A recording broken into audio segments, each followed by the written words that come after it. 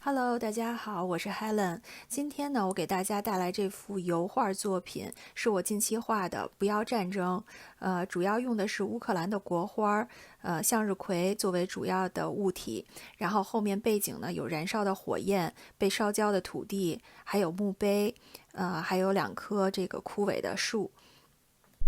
这是我近期呢看到有关于乌克兰和俄罗斯之间战争的新闻报道，非常有感触之下呢，想做的这样一幅创作。那我主要是为了乌克兰的无辜死去的平民、妇女和儿童流离失所、失去家园，为他们画的这幅画。我觉得在向日葵这个花儿的身上，我可以感受到希望。我也希望这些流离失所的乌克兰人民可以感受到希望，希望他们能够坚强，重建家园，战争呢尽快的结束。那好，我就不多说了。现在我们言归正传。那在打了一个基础的线稿的基础上，那我就开始铺底色了。我希望背景呢是燃烧的火焰，所以呢主要用的颜色是红色、黄色。另外呢，在这幅画的上半部分，由于是光线能够照到的地方，并且是一些白色的烟是会往上面上升的这样的一个情况，所以呢上面的颜色稍微的浅一些，下面呢因为有烧焦的土地然后还有一些墓碑啊之类的，包括下边是阴影的部分，所以呢下边我会加入一些黑色来使它更暗一些。同样的呢，我用绿色来标志出向日葵的具体位置，它的根茎部分。我觉得在红色的底色上面有一些绿色的植物，真的是非常的对比强烈，非常突出显眼。对于向日葵这个植物呢，其实它的花朵部分非常的大。那从它的最中心的这个花心的部分，你可以看到，就是大体上可以看到它的颜色分布，它是以环形的这种颜色进行分布的。那在它的花心和花瓣之间呢，也会有一些小小的叶子，还有花萼，还有呢这个花瓣根部的有一些发褐色的一些部分，去连接这个花心。所以呢，就是这些，如果细节上你都能够做到的话，即使呢你是一个比如说画这个印象派的这样一个这个艺术家的话，那你同样也可以画出来这个花，让人感觉就是非常的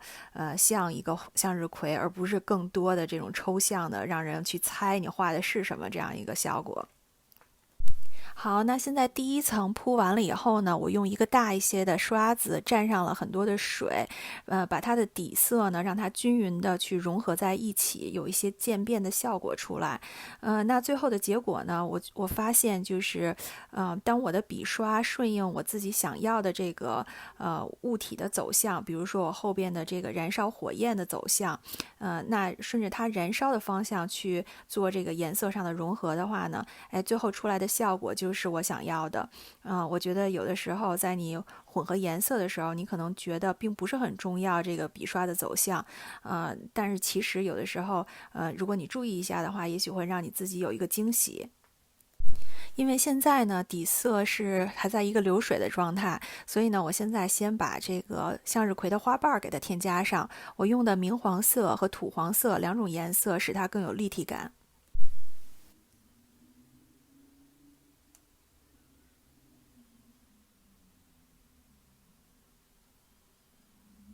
那现在呢，底色已经不再流水了，那它仍然是湿润的，但是在现在这个状态呢，我就可以给它添加第二层了。第二层的话呢，我就不会再把它的颜色这么均匀的去混合在一起了，所以这时候我会用一个比较小一些的笔刷，然后呢蘸更鲜艳的颜色，然后让它们呢在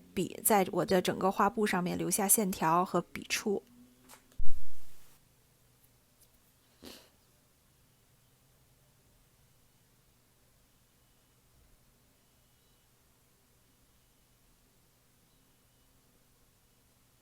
现在呢，我用一些白色，来把它花瓣儿比较受光的花瓣儿的部分给它标注出来。这样呢，之后我再添加这个黄色在上面的时候，它因为下边是白色的底色，所以呢就会比其他的花瓣儿要更亮一些。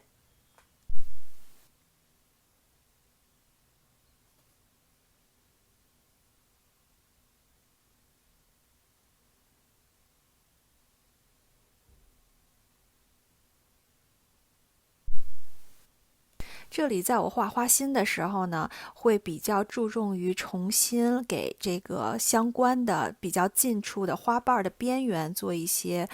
更明确的这个规范。花心和花瓣的连接之处呢，也会有一些绿色的小叶子，包括呢花朵下边的花萼会有一些比较长的部分会，在风力的作用下飘出来，可以看到。那叶子的部分呢，我就会非常简洁的给它标志出来一个中间色，然后加一个阴影颜色和一个比较亮一些的高光部分，很简单的标出形状就可以了。用画刀呢，我会划出它的根茎上面或者叶子上面的一些细小纹路，当然我不会画得非常仔细这个纹路，但是有这么2笔，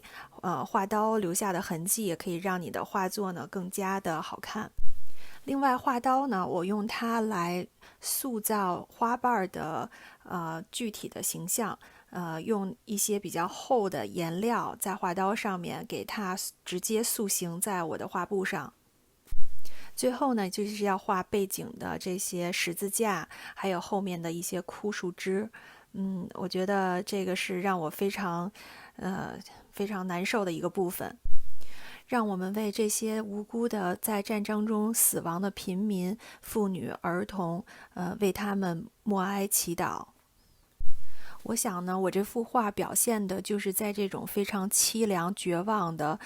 充满战争恐怖的这样一个背景环境当中，向日葵这种充满希望和活力的花，仍然非常健壮的、非常积极向上的在生长。无论多么恶劣的环境，我们都要充满希望。那好了，那这幅画呢我就完成了。现在呢，这幅画在我的eBay和 Etsy 2个网站上面呢都正在销售，尤其是在eBay 上面卖出之后，通过他们的网站平台，会直接捐献给无国界医生组织。好啦，那就到这里，咱们下次再见，拜拜。